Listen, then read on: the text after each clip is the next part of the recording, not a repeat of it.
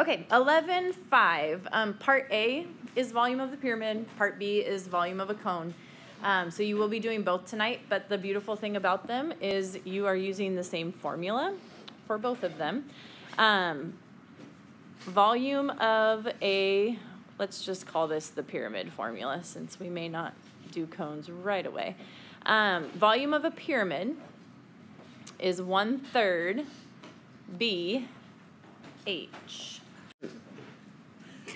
All right, so one thing to note with this formula, something that I see done wrong every year entails this fraction.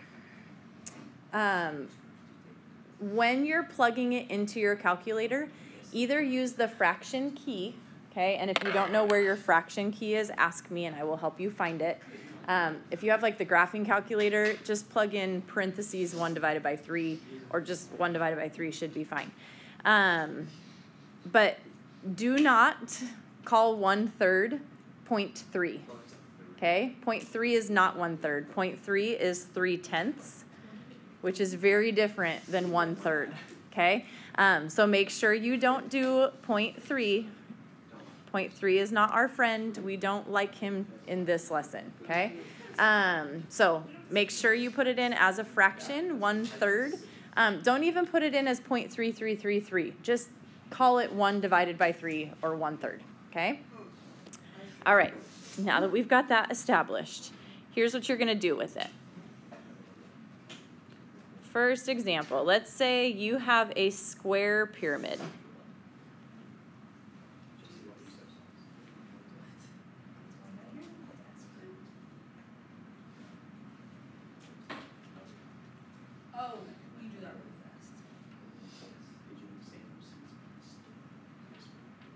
I also didn't draw it very true to form, but that's okay. Okay, so here's the deal. If this is a square pyramid where the lengths of our square are 40, and they give us a slant height, okay, this one right here, is 25. Okay, so this is technically perpendicular to the edge of the square. The height, right, this is our H. The height is what is perpendicular in the figure to the base. Okay, so perpendicular to the base. Excuse me. So this is the setup that you're going to have. Your job is to figure out what the volume is. So if we're doing 1/3 BH, think through what that means. What is a capital B? Area of the base. The area of the base, okay? And our base is what shape right now? A square. A square. So we're finding the area of the square. 40 times 40. Okay? Which is essentially our B, right? So B is area of the square, which is 40 squared. 40 squared is? Nope, 1,600. 1,600. Okay? So that's our B. Yes? Wait, is 25 the slant height? 25 is the slant height. Yeah. And we don't know H. And you don't know H. So if I want to find my height now, I have to use my slant height and this length here. So you're going to see this a ton in pyramids and cones, okay, where this little triangle shows up. So in all of today's lesson, look for this little triangle, which is a right triangle, which means you're going to be using what? Pythagorean theorem, okay? How long is this bottom edge of the triangle? 20. It's 20. The height, assuming I drew it nicer, the height would cut it in half. So if this is 40, then that side would be 20. So you're looking at Pythagorean theorem, where it's h squared plus 20 squared equals 25 squared. This is actually a pretty common triple just multiplied. This is 3, 4, 5, but all of it has been multiplied by 5. So 3 multiplied by 5 is 15. What I noticed was some of you are doing the Pythagorean theorem wrong. If I take away 20 squared right now, okay, I'm not saying my answer is 5 squared. You cannot subtract those. You have to do PEMDAS. You have to do exponents first, and then you can subtract. So it would be 625 minus 400, right, is 225. What's the square root of 225? Bless you. Not 25. 15. 15, okay? So h comes out to 15. So you have a height now, you have a base, and we just need to plug it into the formula. So 1/3 times the base, 1600, times the height of 15. And if you plug that in, 1/3 times, oh, I did my second example first. Bummer. Okay. This is the harder one, guys, because you had to do Pythagorean theorem.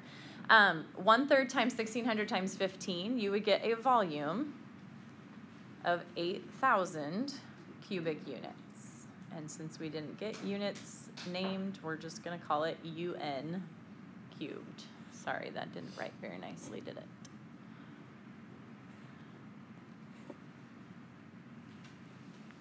Okay, questions on that? That's more like example 2 in your book if you're one that likes to go back and check on things. Our example 2 is actually more like example 1 in the book, and that looks like this. So another square pyramid. Majority of the pyramids you're going to work with will be square pyramids. Sometimes they'll do like a triangular pyramid, but I would say majority of the time it ends up being a square. So let's say you have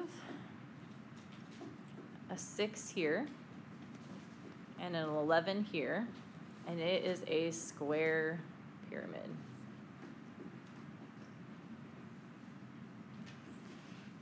Okay, in a problem like this, your information's pretty much there for you. The only thing you have to solve for is the area of the base, which is the area of a square, which is something you've been doing for a very long time. So if we're doing 1/3 BH, what is B right now? It would be 11 times 121. It would be 11 squared, or 11 times 11, so 121. What is H? H is the 6. So sometimes they're going to give you that height. It's the perpendicular. Other times they're going to give you the slant height. If they give you the slant height, you have to do Pythagorean theorem. If you give the height, you're done with it. You just plug it in. Okay, so if you plug this in, and maybe you want to plug this into your calculator just to make sure you're plugging it in correctly, or how you plug your 1/3 in makes sense for you. You should be getting 1/3 times 121 times 6. You should be getting 242 cubic inches. Okay, any questions on that? So 1/3 BH. Here's the beautiful thing, guys. At this point, you've learned like what B is, what H is. Today's lesson should all look very familiar to you. Yes, you're using a new formula, but the only difference is you're multiplying by 1/3 now. So hopefully that means good things for you. Just don't forget about the Pythagorean theorem. That's our A. That's it? It's fantastic, right? So we have 2 examples of a cone also. Do you want to do the cone right away, or you want So that'd to be take all a break? the notes if we did Let's codes. take a break. Mhm. Let's take a break. Body break. Who wants to keep going? 20-minute recess. Who wants a 15-minute break to start on pyramids? Body break. 2 of you. Okay. We're just going to keep going because there were 6 that said keep going and 2 that said not. No, we're not going to fight. All right, so this is part B. 2 examples for you. Actually, before the example, here's your formula. If we are talking volume of a cone, okay, your formula is the same. It's 1/3 BH. But just like yesterday when we talked cylinders, right, what is B? 1/2. Area of the Area of the base, but it's pi r squared because now we're talking about a cone, right? A cone looks like this. So your base is a circle, okay?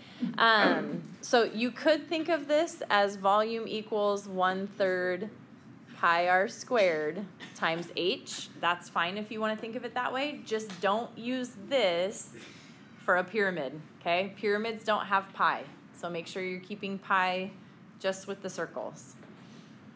Okay, first example of this. This is example 3. if I give you a cone,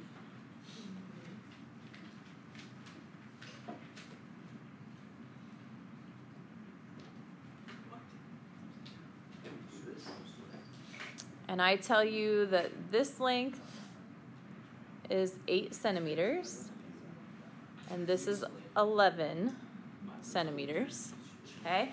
And I want to know how much water could you fit in that cone? If you were going to make that a cup and dump water into it, how much water would you be drinking? If we filled it perfectly, okay, all the way to the top. So you're looking for volume here, right? How much volume can this hold? So we know volume equals 1/3 BH. What is B right now? 11. Pi 4 squared, right? So you have a diameter. Your radius then is 4, okay? So it's 1/3. And then your B is pi times 4 squared, okay? What's the height? 11. Height is not 11. That's your slant height. You have to find it. You have to find it, okay? So your height is going to be this one here, Too much sauce. right? That's a right triangle. What are you going to use to find it? Pythagorean theorem. So you're going to say 4 squared plus h squared equals 11 squared. So if we simplify that, hey, I'm talking. Put your earbuds away. So 16 plus h squared equals 121. So if you take away the 16, you get h squared is 105. And then square root that. 105 is not a perfect square, so you're going to get a decimal. And here's the deal. When you get a decimal on a problem like this, the square root of 105, it comes out to 10.24695. The number keeps going, okay? Give it 3 decimal places. Round to the nearest thousandth again, because your final answer, you want to round to the nearest tenth. So just to make sure you have a good number here, we would call the height 10.247 if we round to the nearest thousandth. Okay, so at this point, you can't give an answer in terms of pi. So you're actually going to plug pi in for this because you've already rounded. There's no use keeping it in terms of pi. It wouldn't be in terms of pi. So you're going to plug in exactly what you see here. 1/3 times pi times 4 squared times 10.247.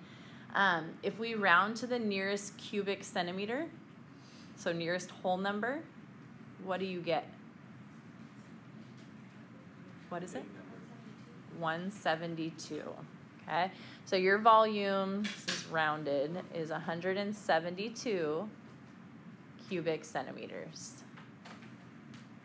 Okay, questions on that? I got one more for you. All right. Yes. Are they ever going to give us any cones, but just without finding the Pythagorean theorem? Yeah, that's what I'm going to do for you right now, actually. All right, let's say you have, oh, that's not cute.